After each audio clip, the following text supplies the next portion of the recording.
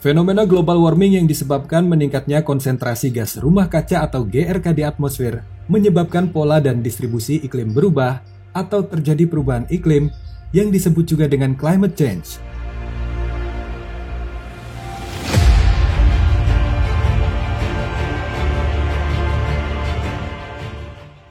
Perubahan iklim global berdampak ke seluruh penjuru dunia.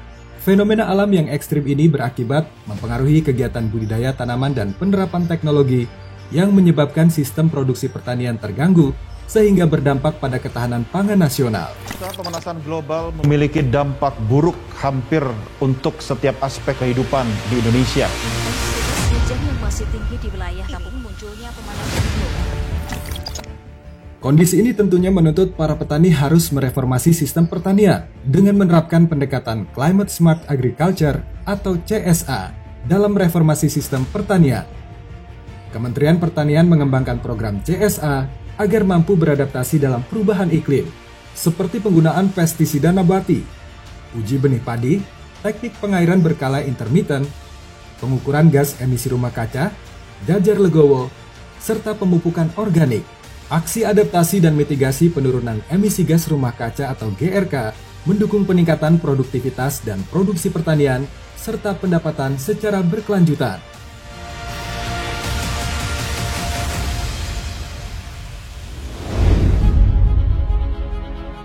CSA menjadi salah satu program andalan Kementerian Pertanian, sehingga harus betul-betul dipahami oleh seluruh insan pertanian, baik di pusat dan daerah. Saat ini pemupukan organik menjadi fokus utama Badan Penyuluhan dan Pengembangan Sumber Daya Manusia Pertanian dalam menanggulangi perubahan iklim untuk meningkatkan produktivitas produksi tanaman dan pendapatan petani. Saudara-saudaraku, kita sudah lama didera oleh climate change atau perubahan iklim, dan kita sudah 2 tahun didera oleh varian virus disease-19. Fenomena climate change diawali oleh adanya global warming atau pemanasan global. Suhu permukaan bumi semakin hari semakin panas, dan ini disebabkan oleh karena adanya emisi gas rumah kaca akibat aktivitas manusia. Pemanasan global ini menyebabkan es yang berada di kutub utara dan di kutub selatan mencair. Dan ini menyebabkan permukaan air laut meningkat. Bisa dibayangkan saudara-saudaraku, sawah-sawah kita yang sebagian besar ada di pesisir akan terendam. Bahkan saudara-saudara sekalian, intrusi air laut itu bisa mencapai 40 km dari garis pantai. Saudara-saudaraku, perubahan iklim ini menyebabkan terjadinya iklim ekstrim yang frekuensinya lebih cepat dan intensitasnya lebih kuat. Ada fenomena El Nino, kemarau berkepanjangan, dan ini tentu saja menyebabkan sistem produksi kita akan mengalami penurunan. Demikian pula ada fenomena La Nina. La Nina atau kebanjiran. Sawah-sawah pertanian kita akan terendam dengan banjir, dan ini menyebabkan padi kita akan mati sehingga produksi juga akan menurun secara drastis. Di saat yang sama, fenomena perubahan iklim juga menyebabkan terjadinya serangan organisme pengganggu tanaman yang masif. Misalnya serangan hama wereng, serangan ulat, serangan belalang, serangan penyakit-penyakit lainnya, yang itu semua disebabkan oleh fenomena perubahan iklim. Saudara-saudara sekalian, Bagaimana strategi Kementerian Pertanian menghadapi dampak perubahan iklim ini yang mengganggu sistem produksi kita? Yang pertama, kita harus beradaptasi terhadap kondisi ini. Kita harus melakukan adaptasi terhadap kondisi kekeringan, terhadap kondisi kebanjiran, dan terhadap serangan organisme pengganggu tanaman. Di saat yang sama, kita juga harus lakukan mitigasi, pencegahan, agar proses pemanasan global ini jangan terlalu cepat. Di dalam sistem pertanian kita kurangi emisi gas rumah kaca. Kita kurangi juga pembakaran fosil atau penggunaan energi yang tidak efisien. Saudara-saudara sekalian, mitigasi ini harus menjadi co-benefit daripada adaptasi. Saudara-saudaraku, climate smart agriculture atau pertanian cerdas iklim adalah solusi untuk mengatasi atau untuk mengantisipasi fenomena perubahan iklim ini. Karena climate smart agriculture adalah sistem pertanian yang mencegah atau yang memitigasi terjadinya emisi gas rumah kaca.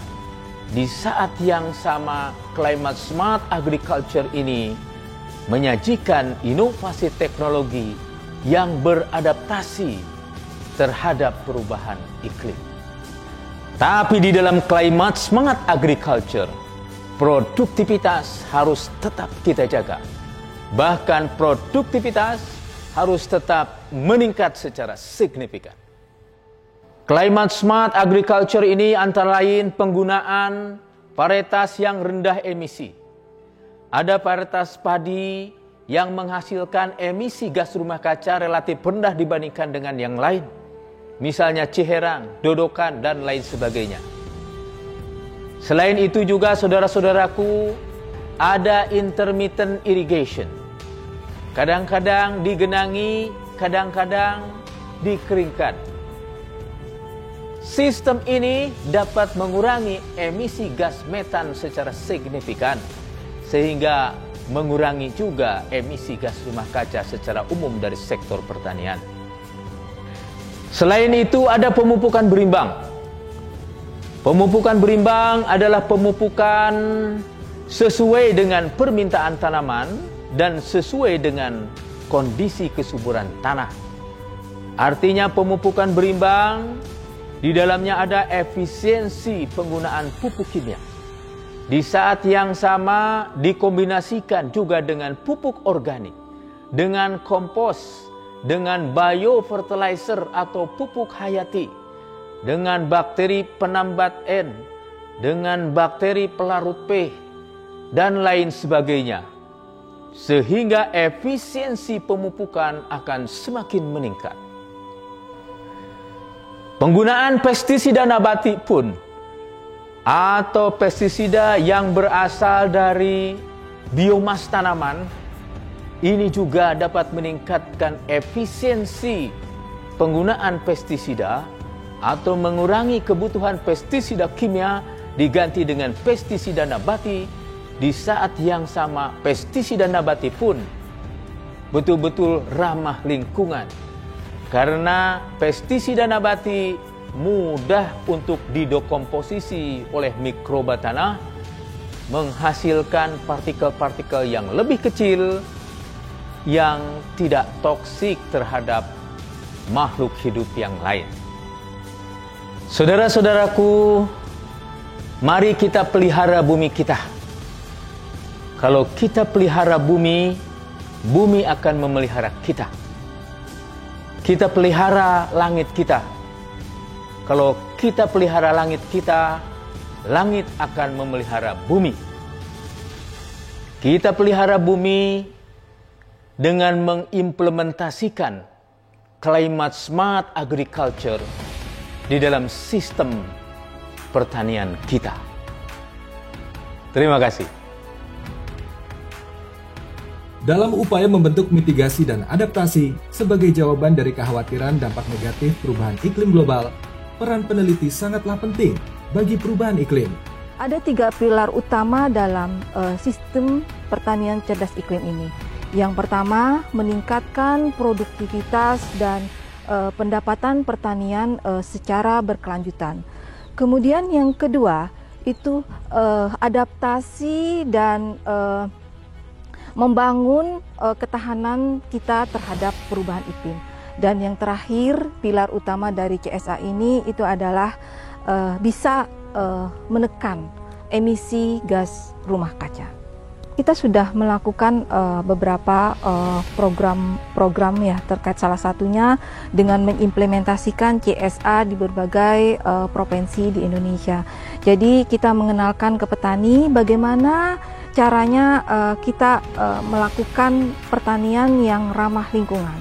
Artinya tidak hanya kita bisa mengatasi terhadap perubahan iklim, adanya perubahan iklim, kita juga bisa untuk meningkatkan produktivitas pertanian.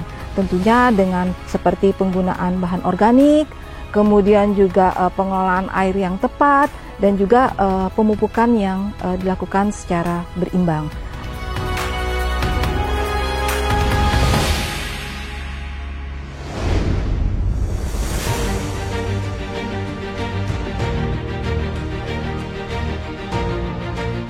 Dalam usaha menurunkan emisi gas rumah kaca, maka perlu penggunaan ilmu pengetahuan dan teknologi yang ramah lingkungan. Inovasi dan teknologi yang ramah lingkungan juga harus diterapkan dalam mengimplementasikan CSA sehingga dapat mengurangi emisi GRK. Hal yang penting, pengelolaan sawah jangan sampai menghasilkan emisi gas metana karena sawah merupakan sumber pangan seluruh rakyat Indonesia. Penyuluh pertanian sebagai agen penyedia dan diseminasi inovasi teknologi kepada petani perlu meningkatkan sinergi secara kuat melalui 3 aspek penting, yaitu sosialisasi, verifikasi, dan validasi. Dalam siklus yang terus berjalan dalam setiap interaksi hubungan penyuluh peneliti, guna mencapai akurasi dan akselerasi penerapan inovasi teknologi adaptif perubahan iklim. Dampak positif dari kegiatan budidaya tanaman padi menggunakan CSA ini diantaranya kita bisa menghemat air, karena dengan menggunakan sistem AWD atau pengairan basah kering, kita bisa mengatur penggunaan air semaksimal mungkin dengan kadar yang seminimal mungkin sesuai dengan kebutuhan daripada tanaman padi. Kemudian yang kedua, dampak positifnya adalah kita bisa bertani secara berkelanjutan atau ramah terhadap lingkungan, karena di sini kita juga memanfaatkan jerami untuk mengembalikan kesuburan tanah. Selain itu, dalam pengendalian hama penyakit kita juga tidak fokus terhadap pestisida, karena petani dalam kegiatan CSA ini diajarkan membuat pestisida alami, terus bakteri yang bahan-bahannya diambil dari alam sekitar. Hal ini merupakan bentuk nyata keberhasilan Climate Smart Agriculture yang berasal dari rakyat, diciptakan pula untuk rakyat, dalam mencapai kesejahteraan utuh secara sosial dan ekonomi, terutama bagi para pejuang tani Indonesia. Kalau dari hasil, kalau bisa dibilang rata-rata ya hampir sama ya. Artinya kalau kita nggak ada kendala ya nggak jauh berbeda. Tapi kalau dengan contohnya saya, penggunaan bahan kimia itu ya pestisida kimia itu sangat-sangat minim. Artinya biaya produksi saya kan otomatis rendah. Artinya padi yang keluar nanti saya biayanya per kilo itu kan jadi murah dibanding dengan yang banyak, tapi ya harganya ya sama aja gitu.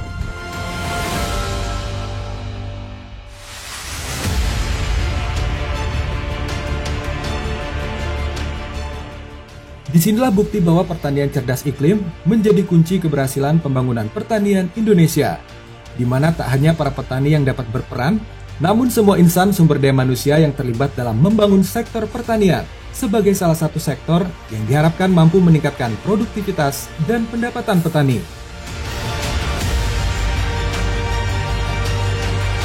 Petani sejahtera, ketahanan pangan terjaga, tak hanya untuk sementara, tapi untuk selamanya.